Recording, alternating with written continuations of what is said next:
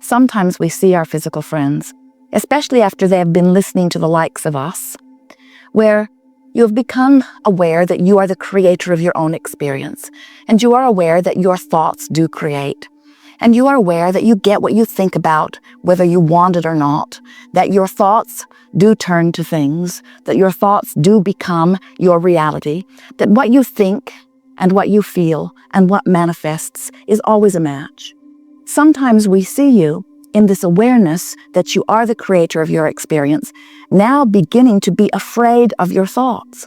And sometimes, especially those of you who really, really want to be deliberate creators and have even managed to get some creative control of your own experience, sometimes you are rather hard on each other as you see someone in a moment of expressing negative emotion, and you worry that the negative emotion is such a severe indicator that they've pinched themselves off from well-being that you panic, and in this moment you want to turn them from this wretched, terrible negative emotion into bright-eyed and bushy-tailed sunshine and lollipop positive emotion. And as you point out to them that they are not in a very positive place, they reach for your neck. Because they knew that without your affirmation of it. And now your condemnation of their failure compounds where they stand. And so as we've been observing you and watching the deliberateness with which you are wanting to get a handle on your own emotions, we want to soften your approach to your emotional awareness by reminding you that wherever you are and whatever reason you got to where you are, whatever is responsible for the mood that you are feeling, is a vibrational stance that is there because you've been beating the drum of something for a while, and it is illogical, it is impossible in terms of law of attraction to suddenly shift from one very strong negative emotion to one very strong positive emotion. You're asking something that is physically, in terms of the physics of law of attraction and the vibrational nature of your universe, it's not going to happen. And when you condemn yourself because you can't turn it around instantly, you only compound the problem. And so this is our plea to you to lighten up on yourself, go easier, and don't be so ready to condemn yourself in the midst of negative emotion. And here's what we mean. So you're in the middle of something that is very strong. Maybe it's a deep depression. It might have come about because of some sense of severe betrayal, or it might have come about because of some sense of severe loss. You could call it grief or betrayal or depression.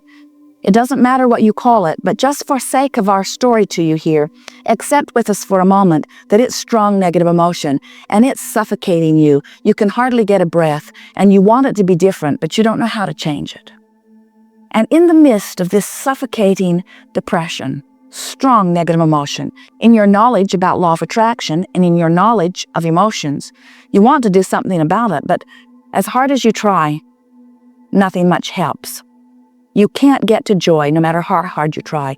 And as you look around in your world and you find something that is that irritant and you focus upon it and you vent your anger toward it, you gotta admit, you feel better. In other words, that anger, while students of deliberate creation would not encourage you to have it, was an improvement in your vibration. And you know it because you feel better. You do, don't you? Now, someone who did not understand the depths of your despair, who came from a place of feeling very good, who is now observing you in your anger, might very well express to you that your anger is inappropriate. But they don't know, do they? They don't know the improved vibration that you've achieved as you shifted from despair and suffocation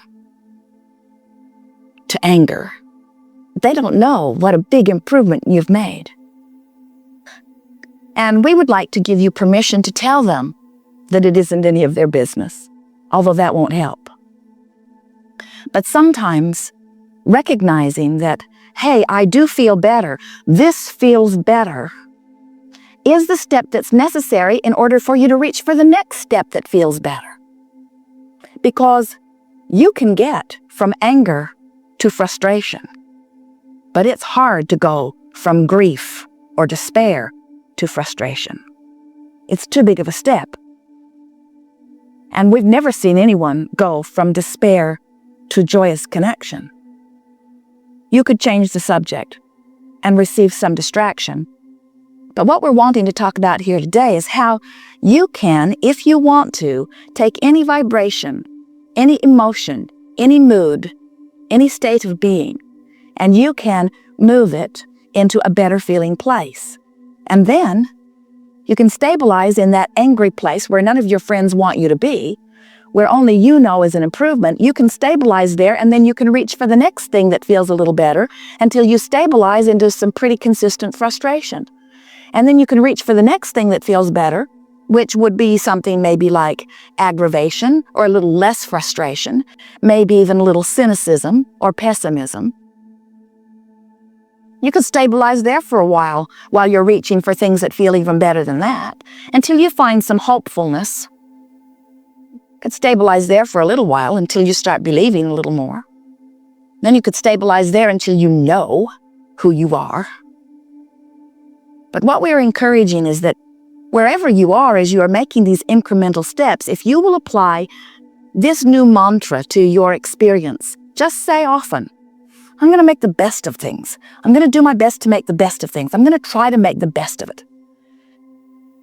I'm going to try to make the better of it. I'm going to try to ease it a little. In other words, no longer say, I'm going to quantum leap from the worst of feeling to the best of feeling. Instead say, I think I'll work with the laws of the universe. I think I will not try to receive on my radio something that my dial is not even set on. I think I will understand this vibrational universe, and I think I will work on adjusting my tuner, but I think I will stop condemning myself as I'm making the adjustment. And the only way you're ever going to be able to do that is if you stop caring so much about what other people are saying about you, because they don't know. They don't know the barometer. They don't know the vibrational variance between your desires and your beliefs. Someone who hardly wants anything cannot understand for a moment your frustration at not achieving something that you want. They say, I don't know why you want that. I don't know why you're so bothered that you don't have that. A lot of people don't have that. And what you want to say to them is, I'm not a lot of other people, and I can't feel for them.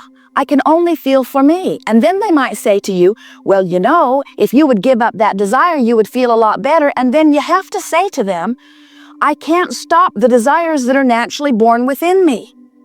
My environment has produced this desire within me. I've got to go with the flow. And if I don't go with the flow, then I'm not in alignment with what my life experience has expressed me toward. Don't try to hold me back from the leading edge, which is my perspective or my focal point. We're wanting to give you a little bit of encouragement to stop caring so much about what other people think about where you are, because they don't know. They cannot for a moment begin to measure the vibrational equality between your desires and your beliefs. They cannot know how you feel. They don't know how your desires are flowing, and they don't know the level of your resistance. It isn't any of their business. They don't know. They cannot coach you about your emotion. Only you can. So the next time you are so mad you'd like to rip the hands off of some clock and throw it away because you don't want to get up and go to work, the next time you are so angry because somebody has done something or you have focused upon something and you can hardly control yourself, stop for a moment and say, at least I'm not depressed. Stop for a moment and say, I may very well have chosen this anger because in my selfish nature, I'm always trying to find the thing that feels the best, and don't you know, blame feels so much better than guilt. It does. It does. So, as we're moving forward here today, we want to help you to identify wherever you are. You'll notice that some are in a place of strong negative emotion, and they won't move a whole lot, but they'll move. In other words, this is not a forum where we're trying to get you to move the gamut of emotion. This is a forum where we want you to understand your ability to move. This is a forum where we want you to understand that you do have vibrational control of your vibration. If wherever you stand, you say, I'm going to make the best of it. Let's say you're not in a good place at all, and you say, I'm going to make the best of where I am. You may not move very far, but you'll move a little. And now you say, on this new day, I'm going to make the best of it. You might not move very far, but you'll move a little. And then you say, I'm going to make the best of it. And you might not move very far, but you'll move a little. And with a few days of saying, I'm going to make the best of it, you can move right over to where the best of them are feeling, to where the best of them are receiving, to where the best of them are living. You can move into the best of financial conditions, the best of bodily conditions, the best of relationship conditions. You can move to the best of everything that you have identified. But you just got to stop beating up on yourself about where you are. Some of you may be feeling a little confusion because as you've been listening to us for a while, we say this is the science of deliberate creation, and you want to think about what you want. You want to set goals. You want to talk about what you want and why you want. And then we say this is the art of allowing. You want to put your feet in the bay. You want to pet your cat. You want to allow the well-being to flow to you.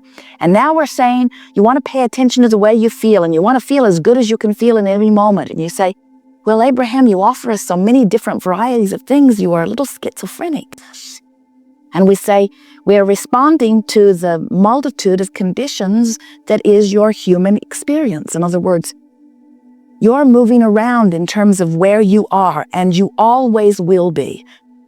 When you decide that by beating the drum of something that gives you a little relief is the best thing that you can do, and you beat that drum and then you consciously acknowledge, I do feel a little better.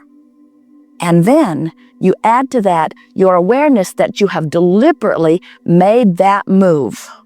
There's no place you cannot go. But when you're having emotion and you have no creative control over the emotion at all,